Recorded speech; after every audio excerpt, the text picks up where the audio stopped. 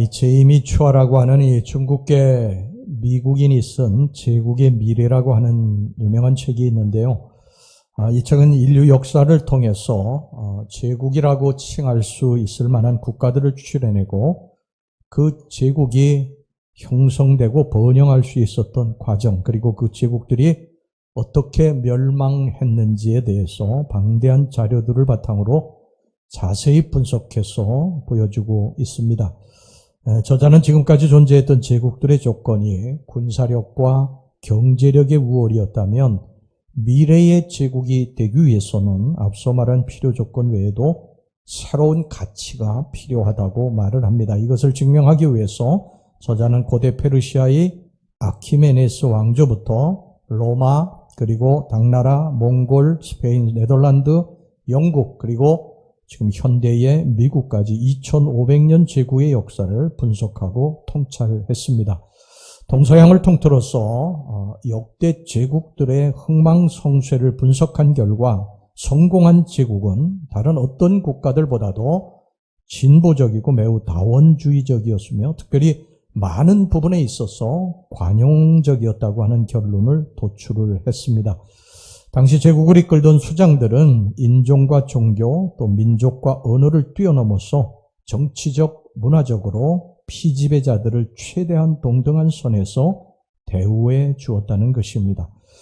관용이라고 하는 것은 어떻게 보면요, 참 부드러운 것인데 이 부드러운 것이 그 강성한 제국을 오랫동안 유지할 수 있게 했던 비결이라는 것이 참 재미있습니다. 강한 것이 부드러운 것보다 더 오래 갈 것 같은데 안 그렇다는 것이 역사를 통해 증명된 것이죠. 동물도 보면 초식동물이 살아온 육식동물보다 훨씬 더 오래 살아요. 이것을 보면 이런 제국의 역사나 동물의 어떤 그 수명이나 이런 것을 보면 이 부드러운 것, 온유한 것, 관용 이런 것들이 오래 간다. 이것이 결국은 승리한다 하는 것을 알 수가 있습니다. 이 관용이라고 하는 말은 헬라어로 하폴로테스라고 그럽니다. 이 하폴로테스라고 하는 말의 뜻은 뭐냐면 사납지 않고 온순하다 그런 뜻입니다. 국어사전에 보면은 남의 잘못을 너그럽게 받아들이거나 용서함이라고 그렇게 정의하고 있습니다. 관용을 영어로다가 토레란스라고 합니다. 토레란스. 이 프랑스 말로는요 톨레랑스라고 그렇게 부르죠. 이 말은 무슨 뜻이냐면 위장이라는 우리 몸의 여러 가지 장기 중에 위장이라고 하는 그러한 의학적 용어에서 나온 말입니다. 여러분 우리 위장을 보세요. 우리 위장에 얼마나 많은 것을 집어넣습니까? 아마 오늘 여러분들 아침 드시고 오신 분들은 여러분들의 위장에 많은 것을 아마 집어넣으셨을 거예요. 뭐 고기나 생선, 또 김치, 빵, 뭐 요구르트, 고추, 된장, 뭐 파스타, 햄버거, 아침부터 그렇게 잡수시는 분은 안 계시겠지만 여하간에 뭐 별의별 것들이 다 위장 속으로 이제 들어옵니다. 우리 위장이 어떻게 보면 거칠고 위장에 불편한 그런 것들도 들어와요. 그런데 이 위장이 이것을 잘 주물주물 해가지고 양분을 만들어서 우리 몸에 공급해 준다는 것이죠. 관용이라고 하는 것이, 토레란스라고 하는 것이 바로 여기에서 유래한 것입니다. 관용을 가진 사람, 너그러움을 가진 사람에게 사람들이 많은 말을 쏟아냅니다. 거칠고 불쾌한 말들을 쏟아내요. 아주 듣기에 거북한 말들을 쏟아냅니다. 아주 거친 행동, 불쾌한 행동들을 받아요. 그런데 관용이 있는 사람은, 너그러운 사람은 그것을 받아가지고 주물주물 잘 그를 해석을 해요. 그래서 오히려 자기의 인격의 양식으로 삼는 것을 보게 됩니다. 주님은 이런 관용을 가진 사람, 너그러운 사람을 축복하시겠다고 약속하셨습니다. 마태복음 5장 5절 보시기 바랍니다. 온유한 자는 복이 있나니 그들이 땅을 기업으로 받을 것이며. 우리가 상식적으로 생각하면 땅을 차지하는 사람이 거칠고 사납고 싸움을 좋아하는 사람이 땅을 차지할 것 같은데 그렇지 않더라는 거예요. 온유하고 겸손하고 관용이 있는 사람이 땅을 차지한다는 것입니다. 개인도 그렇고 나라도 그렇습니다. 자, 오늘 저는 이 본문의 말씀을 통해서요, 몇 개의 국가를 좀 소개하려고 합니다. 이들 국가가 왜 이렇게 단명했는지, 이것을 좀 살펴보면서 이 대한민국, 우리가 사랑하는 이 조국 대한민국에 가야 할 방향, 그리고 우리들이 어떤 삶을 살아야 할 것인가, 그래야 하나님의 복을 받을 것인가 하는 것을 좀 그 방향을 제시하려고 그럽니다. 첫째, 두로에 대한 이야기가 나오는데 아모스 1장 9절 말씀 보겠습니다. 여호와께서 이와 같이 말씀하시되 두로의 서너 가지 죄로 말미암아 내가 그 벌을 돌이키지 아니하리니 이는 그들이 그 형제의 계약을 기억하지 아니하고 모든 사로잡은 자를 에돔에 넘겼습니다. 이 두로라고 하는 나라는 전쟁의 룰을 어기고 전쟁에서 포로된 자들을 에돔이라고 하는 나라에 팔아먹었다는 거예요. 여러분, 전쟁에도 룰이 있어요. 포로로 잡힌 자는 절대 누구에게 넘긴다든지 죽인다든지 그렇게 하면 안 됩니다. 포로는 그 사람을 보장해 줘야 돼요.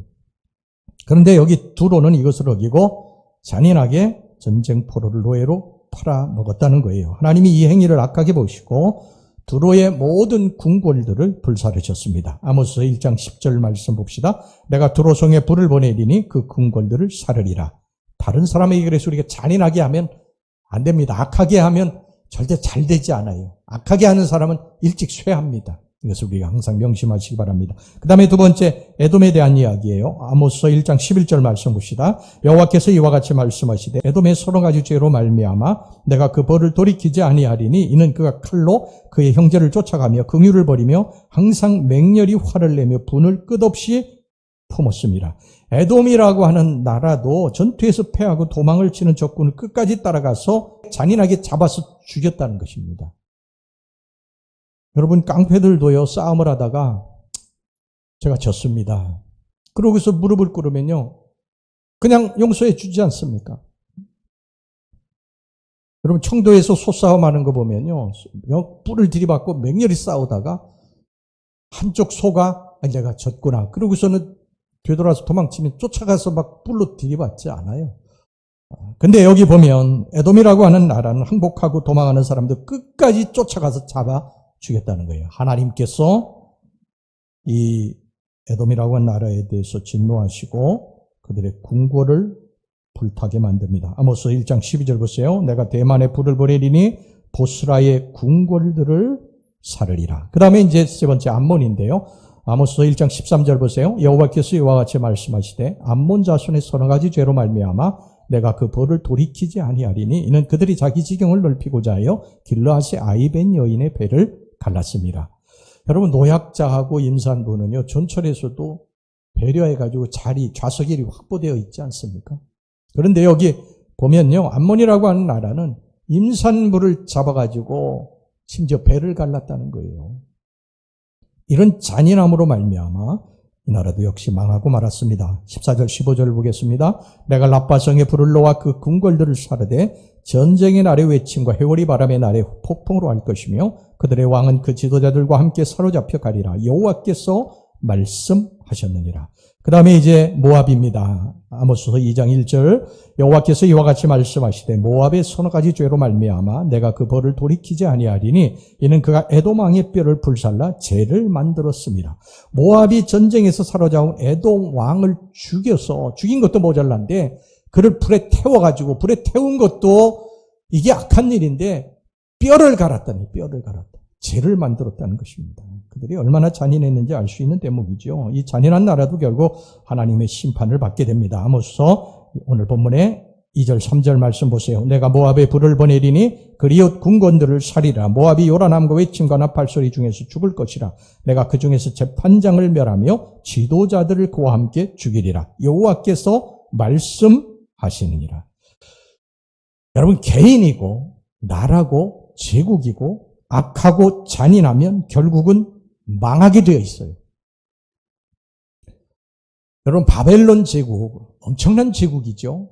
아수르 제국을 무너뜨린 제국입니다. 엄청난 제국입니다. 바벨론 제국. 그런데 그 바벨론 제국이 오래가지 못해요. 바벨론 제국이 오래가지 못한 이유는 뭐 여러 가지가 있습니다만 성경에 의하면 바벨론 제국이 잔인했다는 거예요. 비정복민들에게 굉장히 잔인하게 했습니다. 여러분, 유다가 이 바벨론 제국에 의해서 멸망하지 않습니까? 남과 북이 갈라진 이 남유다가, 북쪽이 이스라엘은 아수르에 의해서 멸망당하고 오래전에 멸망당하고, 남유다는 이제 바벨론에 의해서 이제 멸망을 당하게 되는데, 마지막 왕이 누구냐면 시드기야 왕입니다. 시드기야. 이 시드기야가 바벨론 왕에게 붙잡혔어요. 그런데 이 시드기야 왕 앞에서 시드기야 아들들을 죽입니다. 얼마나 잔인한 것입니까? 여러분, 아비의 심정이, 아비 앞에서 자식들을 죽이는 그 모습을 보고 있는데 그 심정이 어땠겠어요? 여러분, 그뿐만이 아니에요. 그 자식들을 죽이고서는 시드기야 왕의 두 눈을 뽑아버렸어요. 그리고 포로로 끌고 가버렸습니다. 여러분, 바벨론이 이렇게 잔인한 제국이었어요. 결국 이 제국도 얼마 못 가서 파사 제국에게 멸망당하고 맙니다. 하나님은 개인이나 나라나 제국을 쓰시고 축복하실 때 그 성품을 바라보십니다. 그 사람이 얼마나 똑똑하냐, 얼마나 잘났느냐, 이것이 아니라 그 사람의 성품, 그 사람이 얼마나 따뜻한 사람이냐, 온유하고 겸손한 사람이냐, 관용을 가진 사람이냐, 이것을 보시고 하나님께서 축복하시고 또 저주하시고 그러십니다. 하나님이 왜 아브라함을 믿음의 조상으로 삼고 복을 주셨는지 아십니까? 물론 믿음이 있었기 때문입니다. 그런데 믿음만 있다고 되는 건 아니에요. 믿음이 있다고 하면서도 덕이 부족한 사람이 많이 있어요. 교회 다니는 사람들도 보면 믿음이 있다고 하면서 기도한다고 하면서도 덕이 부족해. 덕이 부족해서 자꾸 사람들하고 부딪혀요. 부딪히고 다툼을 일으키고 분열을 일으키고 그래요. 여러분, 이게 덕이 부족한 거예요. 그래서 믿음에는 반드시 덕이 있어야 돼요. 덕이 있어야 됩니다. 나이가 들어갈수록 덕이 있어야 됩니다. 여러분, 이 덕이 부족하고 마음이 좁은 사람들이 얼마나 많은지 몰라요. 기독교가 관용의 종교 아닙니까? 관용의 종교. 근데 기독교같이 또 관용이 없는 종교도 없다고 세상 사람들이 이야기해요. 세상 사람들은 싸우고 나면 술 한잔 먹으면서 아유 형님 내가 잘못했어요. 뭐 이렇게 하고 푸는데 우리 예수 믿는 사람들은 한번 싸우면 평생 가대, 평생.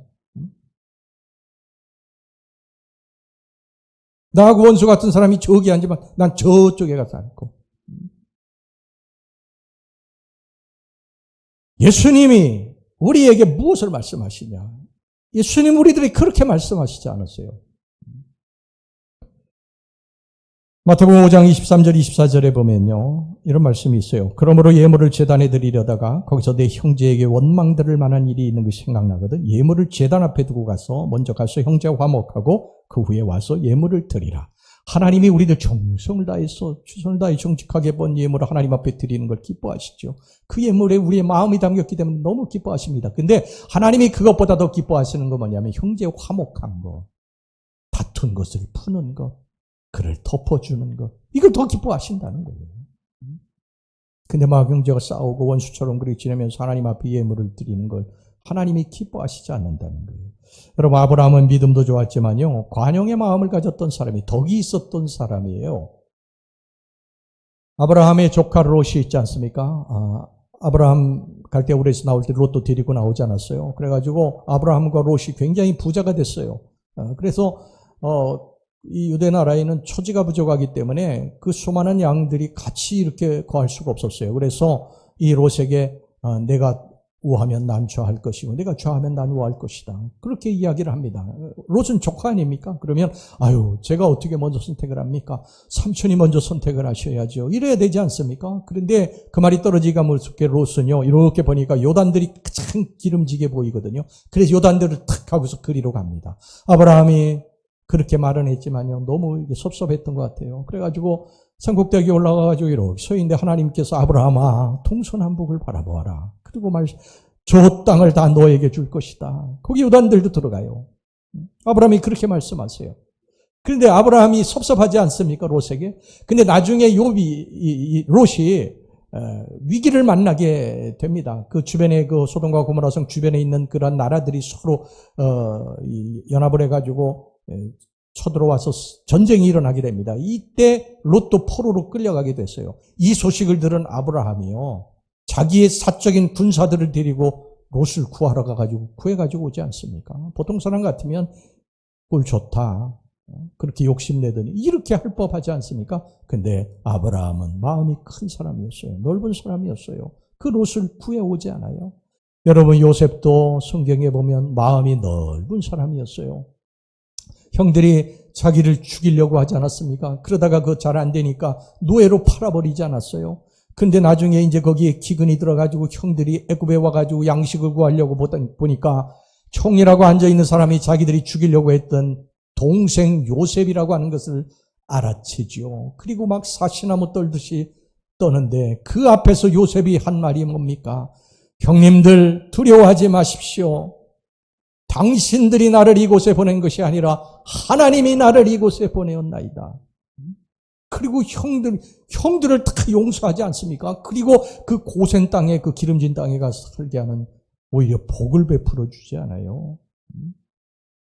여러분, 모세는 또 얼마나 온유한 사람인 줄 아세요? 모세의 누이 미리암이요, 너만 하나님께 부름받은 자냐? 너만 부음받은 자냐? 그러면서 당을 지어가지고 모세를 막 공격하기 시작을 했어요. 하나님이 이것을 악하게 보시고요, 미리암에게 문둥병을 바라게 하십니다. 그러면은 모세는 보통 사람 같으면요, 그거 봐라, 잘됐다, 이래야 되지 않습니까? 근데 모세가 하나님 앞에 나아가서 이 누이를 위해서 기도합니다. 하나님, 내 누이의 이 나병을 고쳐주세요. 그래서 하나님이 고쳐주시지 않습니까? 여러분, 다윗은 또 얼마나 관용의 사람입니까? 사울이 자신을 그렇게 죽이려고 쫓아다니는데 2번이나 죽일 수 있는 기회가 있었어요, 동굴 속에서. 그런데 하나님의 기름 부음 받은 종을 내가 죽일 수 없다고 그렇게 생각하고 그를 용서해 주지 않아요? 여러분, 우리 예수님은 어떠십니까? 예수님께서 겟세마네에서 붙잡히셨어요. 그러자 백성들이요, 다 예수를 배신하고 예수를 십자가에 못 박으라고 소리쳤습니다.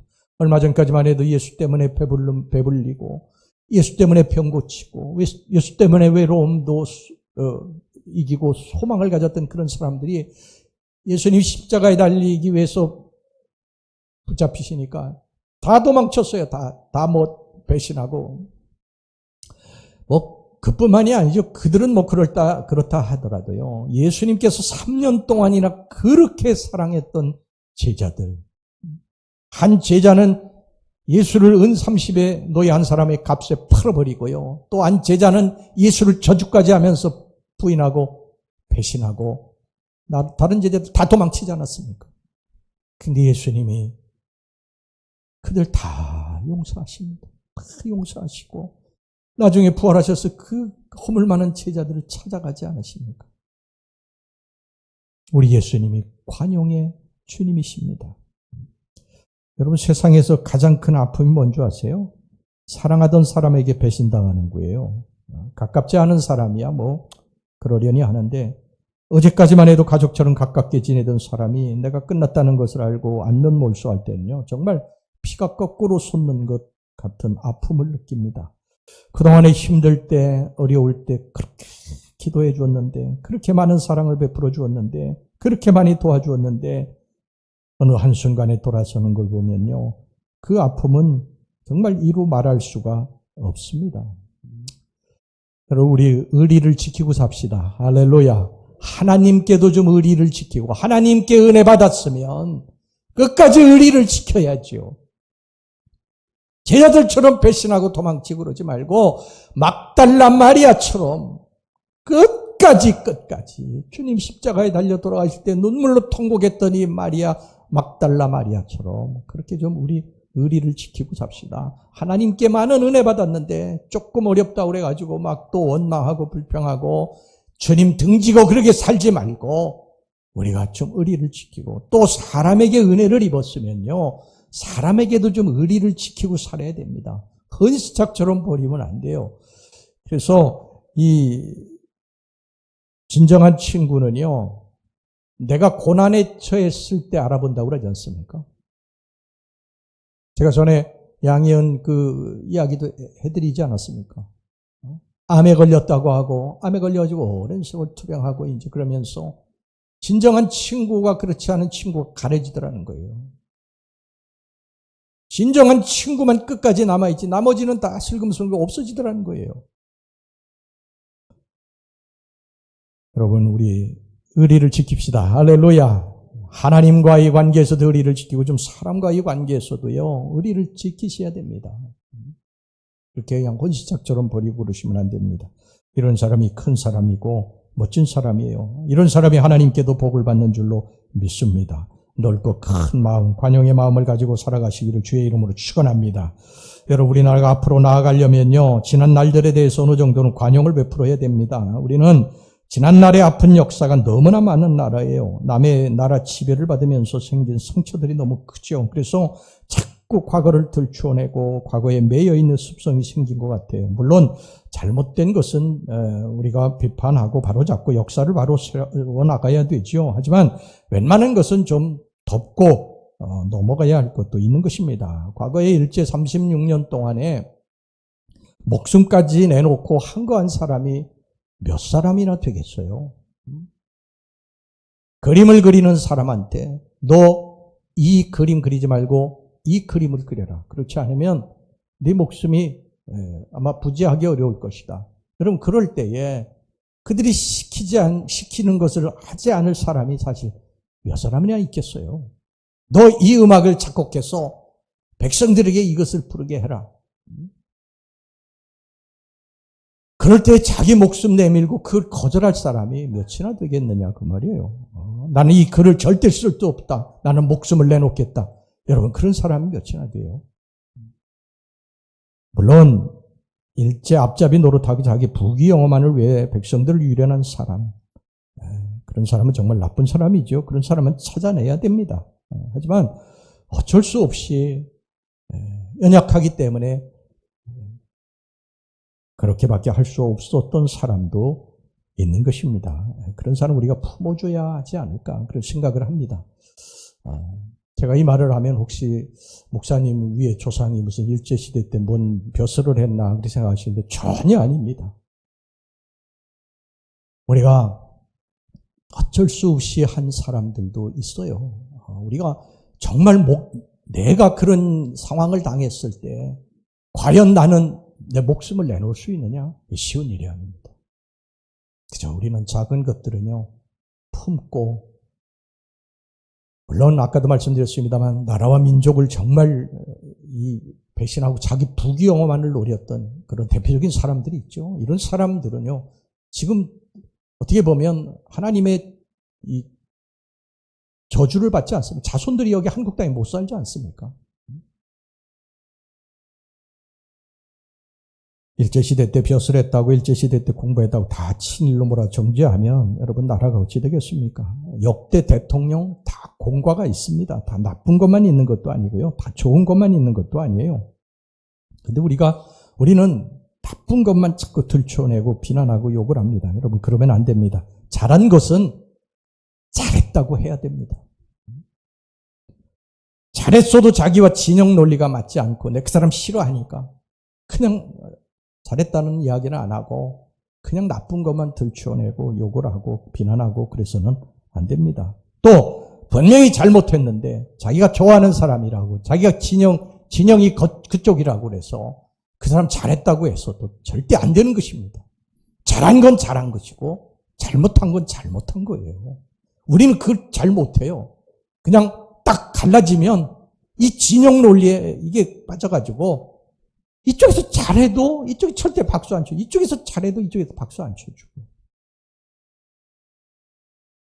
여러분, 내가 싫어한다고 반대를 위한 반대만 해서는 나라의 발전이 없습니다. 우리는 정권이 바뀌면요, 전 정부에서 했던 거 완전히 다 그냥 깔아뭉개지 않습니까? 여러분, 그러면 안 됩니다. 전 정부에서 잘못한 것은 깔아뭉개야죠. 그러나 잘한 것은 계승해야 된다. 이 나라가 미래를 향해서 나아가야 되려면 그렇게 해야 된다는 것입니다. 지역색 지금은 참 많이 좋아졌습니다만 제 어릴 적만 해도요. 지역색이 엄청나게 강했어요. 뭐 지금도 뭐 없는 건 아니지만 옛날에는 특정 지역 출신들에 대한 편견이 정말 심했어요. 근데 우리나라만 그런 건 아니에요. 유대 나라도, 예수님 당시에 유대 나라도 그랬어요. 유대 나라도 나사렛이라고 하는 동네는 사람들이 멸시하고 조롱했어요. 거기 사는 사람들을 완전 무시했어요. 깔아뭉겼어요. 그런데 예수가 나타나서 메시아라고 그러는데 나사렛 출신이거든요. 그러니까 나사렛에서 무슨 선한 것이 날 수 있느냐, 그렇게 이야기하지 않습니까? 어떤 특정 지역에 그러한 사람들이 옛날에는 어느 선까지 이게 벼슬 진출을 하면 더 이상 올라가지 못했어요. 이게 현실이었어요. 뭐 여러분 잘 아시겠지만. 다 왕따를 놨습니다. 그런데 그 지역 사람들이 과연 그런 대접을 받을 만큼 그렇게 나쁜 사람들이냐? 제가 목회하면서 전혀 그렇지 않습니다. 정말 좋은 사람들이 너무너무 많습니다. 사람 나름의 사람 나름. 전 군대에서, 전 충청도 사람이지만 충청도 사람들에게 얼마나 갈굼을 받았는지 몰라요. 사람 나름이지, 사람 나름. 우리가 이런 것들은 다 타파해야 됩니다. 타파해야 됩니다. 편견이에요. 어느 지역 출신이다, 어느 학교를 나왔다, 학연, 지연, 이거 우리가 버려야 될 잘못된 유산입니다. 버려야 됩니다. 우리 예수 믿는 사람들부터 이거 타파하셔야 됩니다. 잘했으면 잘했다고 그래야 됩니다. 지금 정부에서도 잘하면 잘했다고 그래야 돼. 박수 쳐주고 잘했다. 잘못한 것은 잘못했다. 개인이든 나라든 세대 간에든 뭐 계층 간에든 다 이념 간에도 풀고 지역 간에도 풀고 이렇게 관용의 마음을 가지고 나아갈 때 이 대한민국이 세계 우뚝선 선진국과 더 큰 강대국이 될 줄로 믿습니다. 노아가 술에 취해가지고, 포도주에 취해가지고 장막에서 뻘거벗고 누워 있었어요. 그런데 그 세 아들 중에서 함이라고 하는 아들이 그 아버지의 치부를 보고 밖에 나와가지고 형들에게 그것을 막 발설을 한 거, 이야기를 한 것입니다. 그래서 형들이 옷을 가지고 뒷걸음쳐 들어가가지고 아버지의 치부를 가려주었어요. 노아가 술이 깨가지고 그 사실을 알고 함을 저주했습니다. 치부를 드러낸 함을 저주했고 그 치부를 가려준 셈과 야벳은 축복했어요. 하나님은 무엇을 원하시느냐? 우리가 들추어내고 그리고 사람들에게 막 나팔을 불고 관용의 마음을 가지지 않는 것에 대해서 기뻐하지 않으신다. 하나님은 우리들 용서해 주시지 않으셨습니까? 우리도 다 허물이 많고 흠이 많은 사람들 아니에요. 근데 예수님이 우리들을 품고 용서해 주시지 않으셨습니까? 그러니까 우리도 다른 사람을 품고 용서하고 관용을 베풀어 줘야 된다는 것입니다. 이게 축복받는 비결인 줄로 믿습니다. 옛날 초의 왕이라고 하는 분이 아침을 먹는데요. 음식 속에서 거머리가 나왔어요. 여러분, 왕이 먹는 음식에서 거머리가 나왔다? 그러면 수락관에 있는 사람들 다 차명입니다. 차명. 이 초의 왕은 그걸 알고요. 그 거머리를 얼른 쌈에 싸가지고 입에다 넣고 먹어버렸어요. 그들을 살려준 것이죠. 너그럽고 관용이 있는 왕이었던 것입니다. 중국의 춘추오패에 초장왕이라고 있었는데 이 초장왕이 잔치를 베풀었어요. 신하들을 쭉 놓고 자기의 사랑하는 애첩도 놓고 그리고 잔치를 베풀었어요. 근데 큰 바람이 휙 불면서 그 밤에 어둠을 밝히고 있던 촛불을 이렇게 꺼버렸어요. 촛불이 다 꺼지니까 어둠이 그냥 쭉 깔렸습니다. 근데 그 중에 신하 하나가 이 초장왕의 애첩을 아마 평소에 사모했던지 아니면 뭐 술기운에 그랬던지 입을 맞춘 것입니다. 옆에 앉은 애첩에게. 그래 애첩이 깜짝 놀라가지고 이 신하의 가끈을 확 잡아당겼어요. 그러니까 가끈이 이제 끊어졌죠. 그러면서 이제 그 왕에게, 초장왕에게 왕이시여 누가 내 입에 입을 맞췄습니다. 제가 그놈의 가끈을 잡고서 지금 제 손에 가지고 있습니다. 그것을 들은 초장왕이요, 신하들에게 이렇게 이야기합니다. 신하들은 다 각근을 잡아당겨 끊어서 손에 들고 있어라. 그래가지고 이제 불을 켰어요. 보니까 다 각근이 끊어져 있지 않습니까? 그러니까 그 애첩에 입을 맞춘 신하가 누군지 모르잖아요. 여러분, 만약에 이 신하가 누군지 알게 된다면요, 이건 뭐 능지처참을 아마 당했을 거예요. 그런데 이 초장왕이 그 신하를 살린 것입니다. 이후에 진나라하고 초나라하고 전쟁할 때요, 초장왕이 위기에 처한 때가 있었어요. 이때 적진을 뚫고 들어와서 초장왕을 살린 장수가 하나 있었는데, 이 장수가 바로 옛날 술기운에 실수해서 초장왕의 애첩의 입술을 댔다가 초장왕의 은혜를 입고 살아난 바로 그 사람이었습니다. 은혜를 갚은 것이죠. 여러분, 사람이 덕을 베풀면 반드시 그 덕의 혜택을 볼 날이 옵니다. 할렐루야. 우리가 용서하고 사랑하고 베풀고 우리가 그렇게 살면 반드시 하나님이 우리들에게 사람을 통해 복을 주십니다. 예수님은 하나님의 아들이시면서 낮고 천한 이 땅에 오셔서 우리와 맞추어 사셨어요. 나이가 많은 사람에게는 나이 많은 사람처럼 사시고, 나이 어린 사람들에게 가서는 나이가 어린 사람처럼 사시고, 못 배운 사람들에게 가서는 못 배운 사람처럼 사시고, 가난한 사람에게 가서는 가난한 사람처럼 사시고, 지위와 권세가 없는 사람에게 가서는 아무것도 없는 사람처럼 그렇게 어울려 사셨습니다. 우리도 그래야 됩니다. 이게 멋진 사람이에요. 이게 훌륭한 사람입니다. 못 배운 사람들 앞에서 막 자기의 지식을 뽐내고 잘난 척해서는 안 됩니다. 지위 좀 있다고 지위가 낮은 사람에게 가서 무시하고 멸시하고 그러면 안 됩니다. 이거 완전 초짜입니다. 난 그럴 수 없어. 내가 누군데. 여러분, 그 사람 아직 덜 된 사람이에요. 좀 배웠다고 뻣뻣하고 좀 가졌다고 뻣뻣하고 좀 지위가 있다고 뻣뻣하고 좀 잘 나간다고 뻣뻣하고 그러면 안 됩니다. 여러분, 곡식을 길러보면요, 덜 익은 것이 늘 뻣뻣합니다. 익으면 딱 고개를 숙여요. 과일도 익으면 입속으로 다 들어간다고 그래요. 새파란 게 나 잘났다고 그러는 겁니다. 여러분, 그건 초보죠. 힘이 들어갈수록 진짜 힘은 없는 것입니다. 여러분, 차를 타고 가다 보면요, 초보 운전 이렇게 써붙인 차가 있잖아요. 그 안 써붙여도 초보 운전은 금방 알아요. 어떻게 하는 줄 아십니까? 초보 운전은요, 운전대를 그냥 꽉 붙잡고 갑니다. 부서져라. 두려우니까. 여러분, 가정에서도 관용의 마음을 가지시고, 교회에서도 좀 관용의 마음을 가지시고, 직장에서도 좀 관용의 마음을 가지고 살아가시기를 주의 이름으로 축원합니다. 조금 허물을 봐도, 잘못된 것을 봐도 그냥 덮어주고, 그냥 좀 넘어가주고, 좀 그런 사람이 되시기를 바라요. 그래야 복을 받습니다. 여러분, 너무 따지지 마시기 바랍니다. 따지는 사람이 똑똑한 것 같은데요, 절대 똑똑한 게 아니에요. 따지는 사람이 아니라 알면서도 넘어가주는 사람, 이런 사람이 큰 사람이에요. 뭐 바보라서 따지지 않는 게 아닙니다. 큰 사람이라 따지지 않는 것뿐이에요. 여러분, 빈 양재기가 시끄러운 거예요. 아이들이 시끄럽지 않아요. 여러분, 개도요, 별것도 아닌 개가 많이 짖어. 제가 시드니에서 있을 때 그 시드니의 그 군사 기지를 지키는 개 한 마리가 있어요. 저희 가족이 이제 가서 봐요. 새카만 개인데 꼬리가 없이 딱 이렇게 서 있는데, 난 무슨 종인지 잘 모르겠는데 딱 서 있어요. 그냥 정문에 딱 서 있어. 그렇게 수많은 사람들이 그 앞에 왔다 갔다 하는데 절대 짖지 않습니다. 그런데 거기 얘기하는 사람 들어보니까 누가 만약에 그쪽에 담을 놓는다, 난리가 난답니다.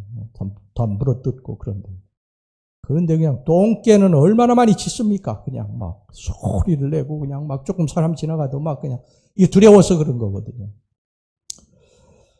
여러분, 우리 소리 내지 맙시다. 할렐루야. 좀 덮어주고 관용을 베풀고 좀 온유하고 따뜻한 사람으로 우리 교회에서 이런 풍토가 좀 조성이 돼서 우리 성도들이 정말 좀 기쁘고 행복하게 그런 신앙생활을 할 수 있기를 주의 이름으로 축원합니다.